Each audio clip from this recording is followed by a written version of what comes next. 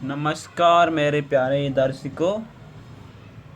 आज के विषय में बताएंगे विवाह के बाद अलगाव यानी विवाह हो जाने के 1-2 साल बाद जो पति पत्नी अलग हो जाते हैं वे कौन से ग्रह से होते हैं, चलिए जानते हैं। हमने एक कुंडली बनाई हुई है, ऐसे एक सिंपल हमने एक कुंडली बनाई हुई है।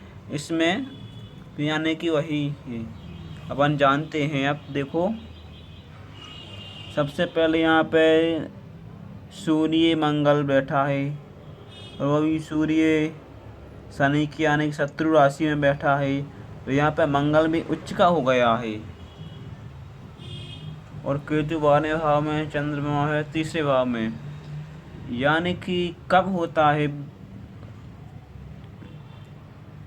यानी कि जैसे तलाक है, पति पत्नी दूर हो जाते हैं, ये कब होता है। अब देखिए, जैसे कि या लगन में अगर पापी ग्रह हुए, जैसे एक ये बैठा है सूर्य, यहाँ पे मंगल बैठा है, या तो फिर जो 3रे भाव में कोई पापी ग्रह बैठा हो, या फिर कोई 7वें भाव में भी अगर कोई बैठ जाए, जैसे कि यहाँ पे अगर राहु भी बैठा हो या केतु बैठ जाए या सूर्य या फिर मंगल, या फिर यहाँ पे नहीं भी बैठा है, अगर इन चारों ग्रह की अगर पंचमेश में यानी कि 5वें भाव में और सप्तम में यानी कि 7वें भाव में अगर किसी पापी दृष्टि अगर दृष्टि या युक्ति बनाएगा तो विवाह के बाद यानी 1-2 साल बाद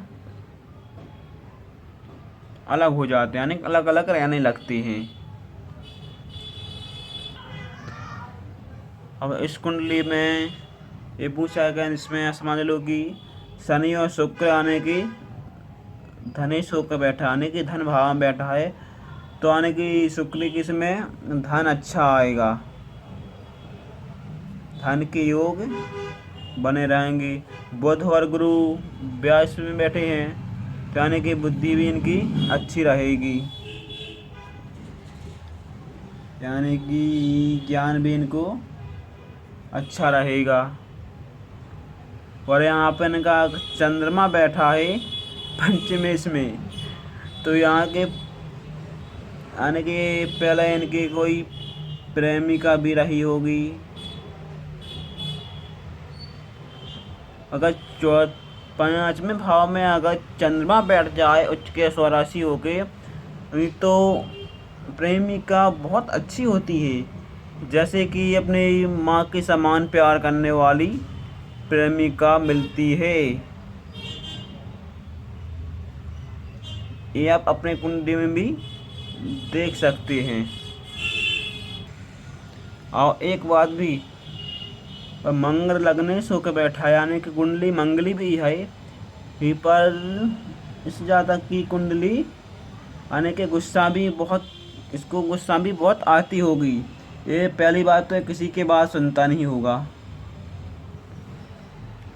यानी कि जिसके से अगर पहले भाव में अगर मंगल बैठा हो और उच्च का मंगल होए, तो उसको क्रोध गुस्सा बहुत आता है। और इसमें सूर्य भी बैठ गया है, और इसमें अगर सूर्य और मंगल अगर